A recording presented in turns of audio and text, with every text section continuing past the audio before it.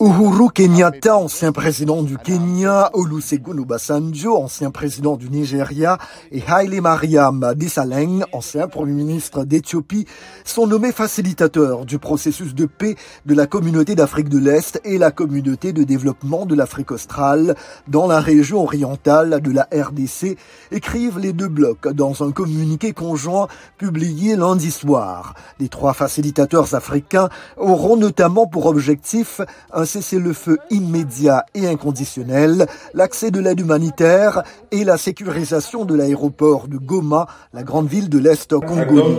Une réunion ministérielle est prévue vendredi pour travailler sur les détails du cessez-le-feu, ajoute le communiqué. Aucun effort diplomatique n'a jusqu'ici abouti pour mettre un terme aux hostilités.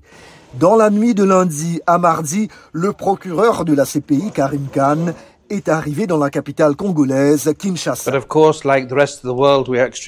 Bien sûr, comme tout le monde, nous sommes extrêmement inquiets des récents développements au Congo. C'est le moment où nous verrons si le droit pénal international peut supporter les exigences des populations de la République démocratique du Congo. Ces dernières semaines, le groupe armé M23 et ses alliés rwandais ont pris le contrôle de Goma et Bukavu, les chefs-lieux des provinces du Nord et Sud Kivu. Les combats ont fait des milliers de morts selon l'ONU, alors que la situation humanitaire continue de se dégrader. Nous n'avons pas assez de ressources, des ressources financières pour apporter tout l'appui.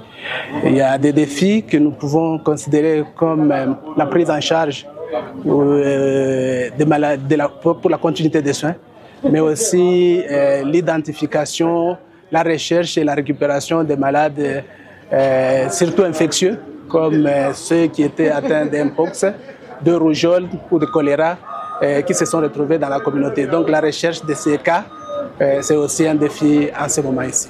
De son côté, Pretoria indique ce mardi que des soldats sud-africains gravement blessés ont été évacués de Goma, où 14 de ces militaires ont été tués depuis le début de l'année dans l'avancée du M23 et de troupes du Rwanda.